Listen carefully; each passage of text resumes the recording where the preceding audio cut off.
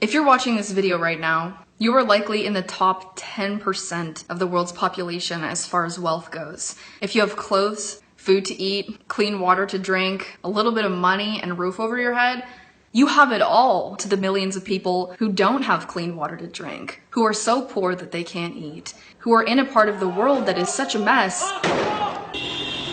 that they can't create the life of their dreams there. They just have to scrape by to survive. It's survival of the fittest.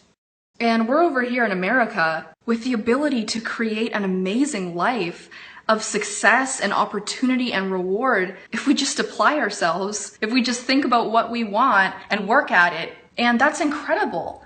And with basically the world in the palm of our hands, we're over here in first world countries worshiping things. I'm literally home decor obsessed. I've been doing a lot of shopping at Home Goods, TJ Maxx, Marshalls, all over, like everywhere that sells home decor. Purple! Purple! How fun is that? Farmhousey tiered trays are so in right now. How cute is this? Look how big it is. I knew I had to have this sign. It's so beautiful. How'd you have this? A really cute way to display like crackers and cheese. I basically have to have it. Set is so adorable. How adorable is this? If you love something, you don't set it free, you buy it. Together as a society, we have co-created and been sucked in to the world of materialism, where we literally give our souls, our mind, will, and emotions to things. How about we meditate on this?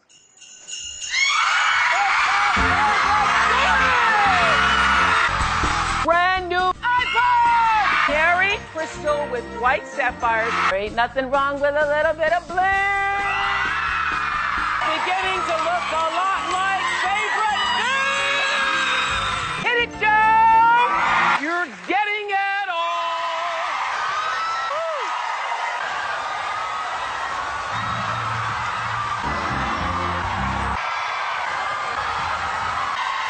Things, objects, items, to houses, which are just big fancy boxes in which our bodies reside in.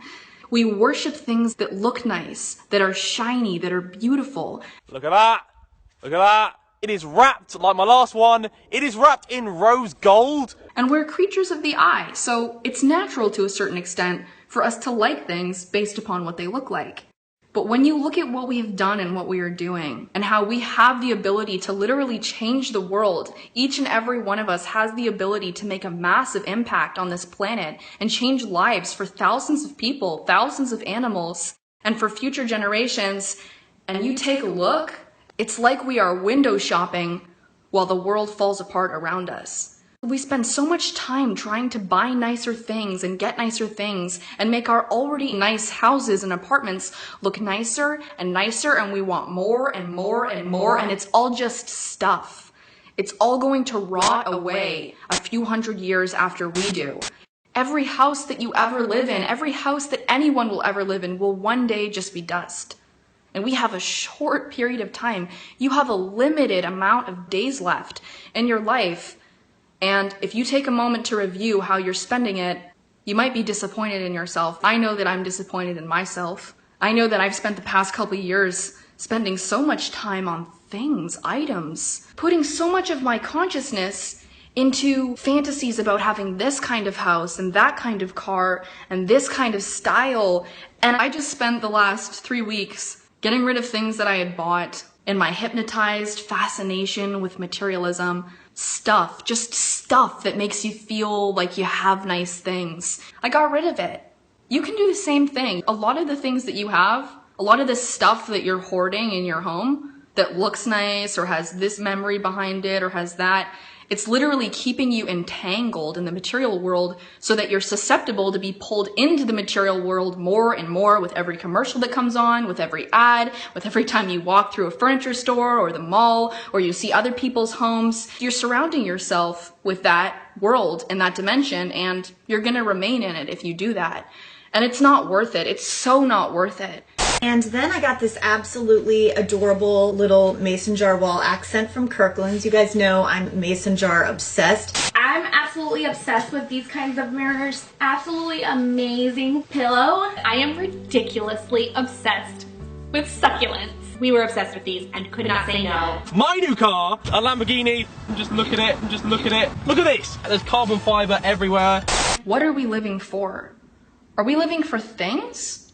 Or are we living for the people and the animals and the future generations that we're sharing this place with? Because what I see everywhere I turn is people obsessed with how their lawns look, obsessed with how their house looks, obsessed with buying new things and having the latest, coolest gadget. See this? Yes, I installed a little remote the other day to her vanities. Awesome. And it's really quite terrifying because every day there is an animal or a person dying that could have been helped or saved by this privileged society of window shoppers. Because that's what we're doing. We're looking in nice windows at nice things while our fellow beings, our fellow earthlings, people and animals are suffering and dying. And we're just happy to get a nice new addition to our kitchen. And believe it or not, the picture is from the one spot at Target. I know, I couldn't even believe it myself. Or a nice new addition to our home. Holy crap, it's as big as the wall! Look at the size of that thing. It's going to get mounted on the wall up there. We're all guilty of it. And we all deserve self-actualization. We all deserve to live the life that we want. But the level to which we are worshiping materialism and the level to which we are being sucked into the material dimension, like I said, it's terrifying. Look at the size of this, like you stand there, like leave your arm out, like that. Even spiritual people and motivational speakers and leaders and artists and creators, look at some of their homes.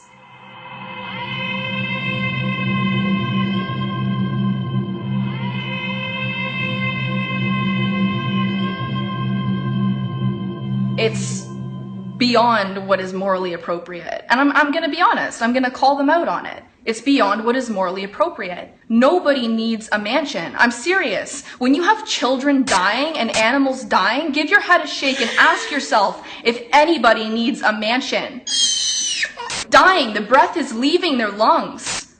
Their eyes are rolling to the back of their head and they are dying. And people are buying homes with 25, 35, 45 rooms? What's happened to us? What are we doing? What are we doing with our lives? We have completely lost ourselves.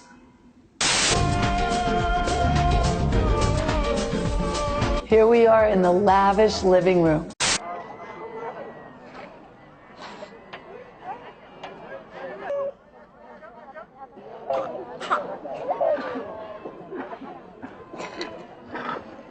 I'm not telling you to sell everything you own, but I'm asking you to reassess how you're living and what you're living for, and what you're serving. What are you serving here on this planet? Our addiction to materialism and our fascination and worship of materialism has actually structured our economy in a way where our economy depends on us continuing and perpetuating our addiction to the material world. People's jobs, people's ability to make a living is now dependent on us continuing to want more and more and more and more. We're going to have to change. If the change that needs to happen on this planet means that we're going to have to create new jobs and change the way that we live, then that's just what we have to do. Change is difficult, but it's not nearly as bad as what we're doing right now and the effect that that's having on humanity as a whole. This is a reason to have a child. How cute is that? Super. Okay, that's my favorite. So this is what I think about shoes. You gotta have at least 5 pair. Take a picture of it on my arm. Hello, darling. Like it? And we can change. We can choose to change. We can choose what we give our consciousness and our attention to and why. So wake up and don't be controlled by this sensory perception that you have, which is the ability to see.